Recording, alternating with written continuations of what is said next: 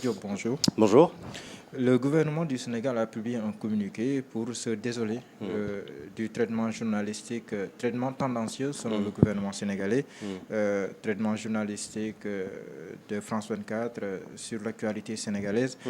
Pensez-vous que le gouvernement a des raisons suffisantes pour penser que le traitement journalistique que réserve France 24 à l'actualité sénégalaise est tendancieux? Alors, merci Mohamed pour cette interview. Je dirais que le communiqué du ministère de la Communication est excessif et gênant, à mon humble avis, parce que, je le dis avec beaucoup de respect, bien évidemment, c'est gênant parce que France 24 émet au Sénégal depuis près de 2 décennies. Et à ma connaissance, il n'y a jamais eu de problème. Donc, par conséquent, on ne peut pas accuser d'une chaîne de traiter l'actualité du pays de façon tendancieuse en se basant sur un fait, une actualité. Donc c'est d'autant plus gênant que les autorités sénégalaises, de façon générale, se bousculent au portillon de France 24 et de TV5 Monde dans le cadre de l'internationalisation de leur combat politique, se bousculent au portillon de France 24 et de TV5 pour se faire interroger. Donc à ce titre-là également, c'est gênant. Et puis l'autre élément de fond, c'est ce qu'on reproche à France 24, c'est son angle de traitement. Et à partir de ce moment-là, je pense que c'est quand même méconnaître notre métier, puisque l'angle de traitement, on nous apprend qu'il peut être subjectif. En revanche, le traitement doit être objectif. C'est-à-dire, aujourd'hui, l'info, c'est une maison qui a plusieurs portes. Peut-être on va en prendre 2 portes. France 24 peut décider de passer par la porte de derrière. Seneweb peut décider de prendre la porte de devant. L'essentiel, c'est qu'on se retrouve dans le vestibule. Ça veut dire quoi? Ça veut dire que quand on prend une actualité, je prends l'exemple des émeutes en France aujourd'hui, qui est les événements récents en France, dans la banlieue, à Nanterre. Les médias de droite ont traité cette actualité avec le prisme régalien, là où les médias de gauche ont traité cette actualité en mettant en exergue les questions sociales dans les cités françaises. Donc ça dépend de la sensibilité de chaque média. Et ici, en l'espèce, pardonnez-moi, moi j'ai regardé un peu les replays et autres titrailles de la chaîne France 24, et franchement, je ne vois pas où est le problème. Ce qui s'est passé, c'est qu'il y a eu un traitement objectif, il y a eu un angle. Et au-delà de l'affaire Biram Souleye Diop, c'est globalement, moi, ce que j'ai cru comprendre, après avoir écouté le ministre également qui est passé chez nous à TFM, ce qu'on reproche à France 24, c'est le fact-checking. Après la fameuse vidéo de la police, après la conférence de presse de la police, donc qui a donné sa version des faits. Et ce traitement-là, encore une fois, était objectif. C'était un angle que TFM n'a pas pris, que Seneweb n'a pas pris, que Walfadjri n'a pas pris, que France 24 a décidé de faire. Et on parle beaucoup de France 24, mais en réalité, les jeunes TikTokers sénégalais avaient déjà parlé du fameux numéro 9. Ouais. Vous voyez un peu. Donc aujourd'hui, France 24 a une portée beaucoup plus importante, naturellement. Donc quand ils font des fact-checking comme ça et qu'ils restent factuels, si ça joue en défaveur du gouvernement, ça peut faire mal. Mais il y a un adage aussi, et ça c'est aussi un autre élément, qui dit, en Wolof, c'est un adage en Wolof, j'aime bien, qui dit « Ñu lay jiñ dëmm ngay soccoyee lu liir ».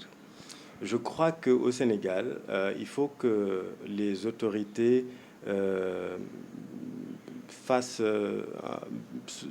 soient un peu plus nuancées dans les analyses. Le Sénégal a reculé de 31 places dans le classement récent de RSF. Nous sommes à la 104e place sur 180 pays.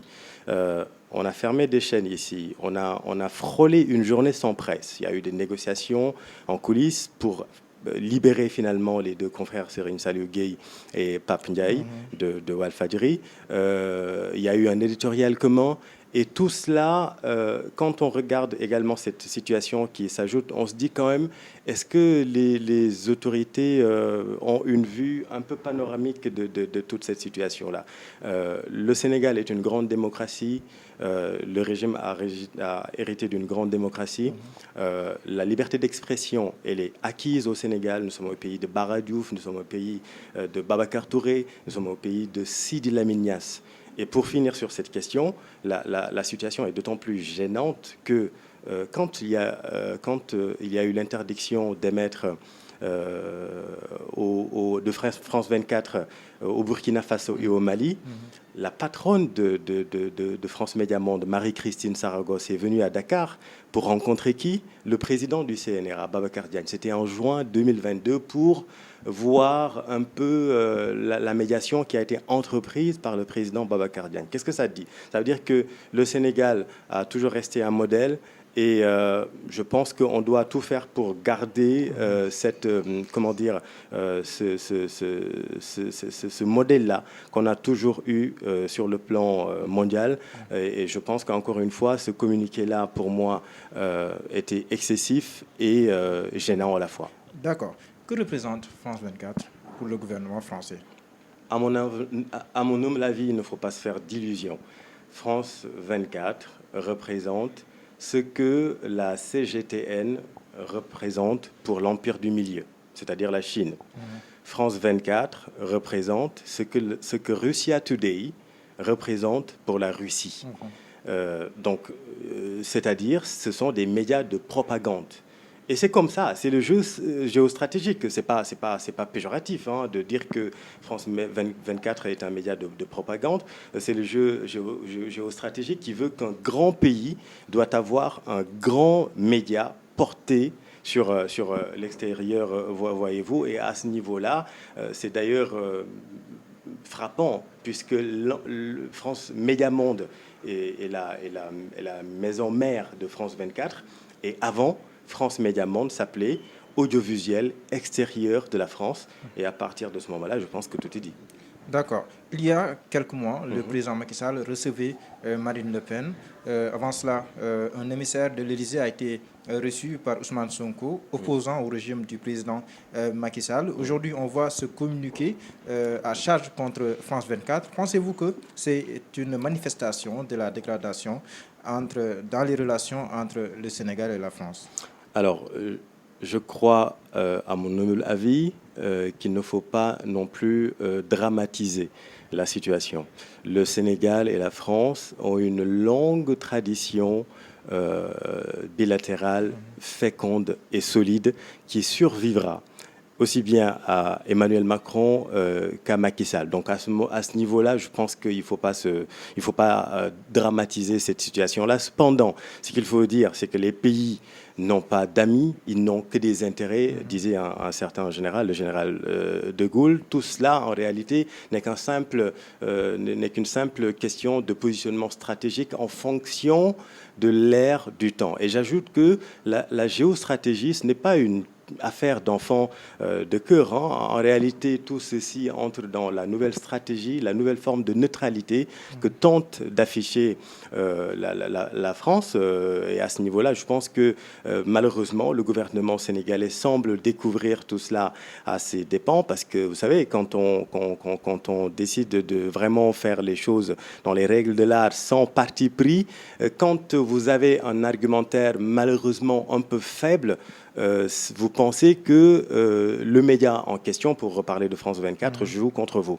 Alors qu'en réalité, je pense que c'est ça qui est le fond du problème. Globalement, la communication du gouvernement, du pouvoir dans cette affaire Ousmane Sonko, qui aujourd'hui mobilise tout le Sénégal depuis plus de 2 ans, globalement, moi je dirais que la communication du pouvoir a été un peu laborieuse, pour ne pas dire kafkaïenne, mais allant jusqu'à remettre en question ou bien créer, comme on a pu le lire, des tensions diplomatiques entre la France et le Sénégal. Je pense qu'il faut savoir raison garder ces 2 pays, à mon humble avis, qui ne peuvent pas aller l'un sans l'autre.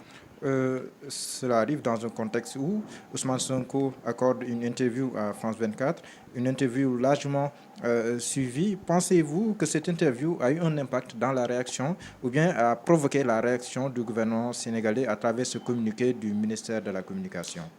Je vais parler de l'interview de Ousmane Sonko. Alors, Ousmane Sonko, c'est un phénomène. Et par définition, un phénomène déclenche des passions et suscite beaucoup de curiosité. Donc à ce niveau-là, que Ousmane Sonko, partant de cette définition-là, fasse une interview dans une chaîne mondiale et que cette interview bat des records d'audience, pour moi, il n'y a rien d'extraordinaire. Si dans 2 mois, Ousmane Sonko refait cette même interview, je peux vous assurer que ce sera le même niveau d'audience. Pourquoi ? Parce que c'est un phénomène et il faut le prendre comme tel.